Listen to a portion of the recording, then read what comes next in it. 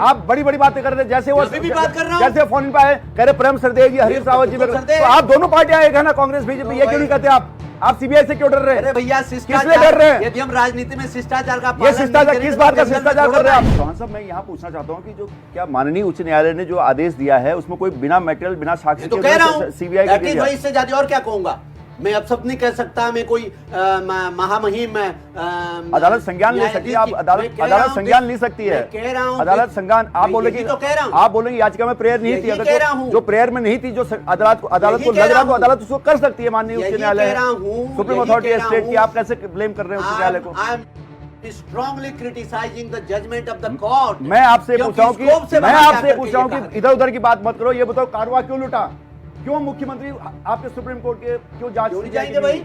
मैंने आपको उदाहरण दिया, मैं आपके खिलाफ 302 की एफआईआर कर दूं तो झूठी एफआईआर के खिलाफ आप जाएंगे नहीं? मेरे कोर्ट ऐसे ही आदेश थोड़ना दे देगा मेरे को? तो कोर्ट मेरे आदेश थोड़ना देगा कि जाओ इसको पकड़ के लाओ, किसी बेस पे किसी साक्ष्य को प्रस्तुत किया। बैठे हुए हैं, मैं वकील साहब ने जो बात कही सही कही। वकील साहब ने कहा कि राजनीति में लोग भ्रष्ट होते हैं, राजनीति में सबसे ज्यादा भ्रष्ट लोग हैं यहाँ पर। और अभी आप, मैं एक बात सुनिए, अभी आप थोड़ी देर हरीश रावत जी के आने से पहले जो आप बोल रहे थे, हरीश रावत जी के आने से पहले जो आप बोल रहे थे, आप बड़ी बड़ी बातें कर रहे थे, जैसे वो भी बात कर रहा हूं। जैसे फोन पे आए कह रहे प्रेम सरदेव जी, हरीश रावत जी, तो आप दोनों पार्टियां एक है ना, कांग्रेस बीजेपी, ये क्यों नहीं कहते आप सीबीआई से क्यों डर रहे हैं? अरे भैया, किसलिए डर रहे हैं? यदि हम राजनीति में शिष्टाचार का ये शिष्टाचार किस बात का शिष्टाचार कर रहे हैं आप? सुप्रीम कोर्ट से मिले हुए स्टे को ये प्रचारित कर रही है कि त्रिवेंद्र सिंह रावत बरी हो गए हैं। कल जो माननीय उच्च न्यायालय उत्तराखंड का आदेश आया था उससे बरी हो गए हैं, ऐसा नहीं है।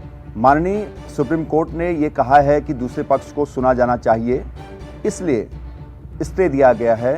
इसका मतलब ये नहीं कि त्रिवेंद्र सिंह रावत निर्दोष पाए गए हैं। देखिए, सीबीआई से जांच का कोई भी जिक्र नहीं था पिरसाली जी। मैं यही बता रहा हूँ कि देखिए, वो तो कोर्ट के संज्ञान पर है। कोर्ट को हम कैसे आदेशित कर सकते हैं? कोर्ट को जो लगा होगा तथ्यों के आधार पर तब फैसला आता है। अगर उनको पता है और वो होते निर्दोष तो अपनी छाती ठोक के कहते हैं कि मैं निर्दोष हूँ।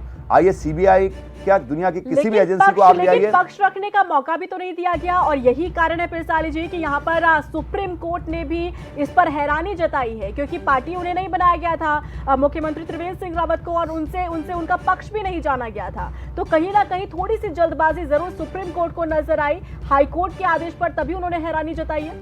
देखिए, इसीलिए स्टे मिलता है कि अगर कोई जल्दबाजी होती है, माननीय उच्च न्यायालय से अगर जल्दबाजी की आशंका होती तब सुप्रीम कोर्ट से स्टे मिलता है। लेकिन स्टे का ये कतई मतलब नहीं होता कि त्रिवेंद्र सिंह रावत बरी हो गए। मैं यही कहना चाहता हूं कि जो साक्ष्य प्रस्तुत किए गए उसके आधार पर माननीय न्यायालय को लगा कि इसकी जांच होनी चाहिए, और वो जांच कहाँ जानी चाहिए, फिर वो उच्च न्यायालय जानी चाहिए, ताकि उसके बिना पर फिर फैसला, अंतिम फैसला आता है। अगर त्रिवेंद्र सिंह रावत जी को ये पता है कि वो पाक साफ हैं, निर्दोष हैं, तो उनको छाती ठोक के कहना चाहिए था कि आइए मेरी जांच करें। अगर माननीय उच्च न्यायालय का आदेश आता तो हमारे राजनीतिक धर्म था कि ऐसे सत्ता पर बैठे जिन पर भ्रष्टाचार का आरोप लगा उनको सत्ता से बाहर धकेलना, ये हमारा कर्तव्य बनता है, राजनीतिक पार्टियों का धर्म बनता है, राजनीतिक धर्म बनता है कि कोई भी भ्रष्टाचारी अंदर ना बैठे। इसलिए राजनीतिक पार्टियां आवाज उठाती है, इसलिए धरना प्रदर्शन करते हैं। मैं यहां पर यह कहना चाह रहा हूं कि आज भी माननीय उच्च न्यायालय का आदेश वैसा का वैसा है, उस पर स्टे है, उसमें त्रिवेंद्र सिंह रावत जी का पक्ष सुना जाएगा। इसका मतलब ये नहीं है कि त्रिवेंद्र सिंह रावत जी अगर कोर्ट में जाएंगे, ये बोल दीजिए मेरी कोई गलती नहीं है और बरी हो जाएंगे। जांच फिर भी होगी, उनका पक्ष सुनने के बाद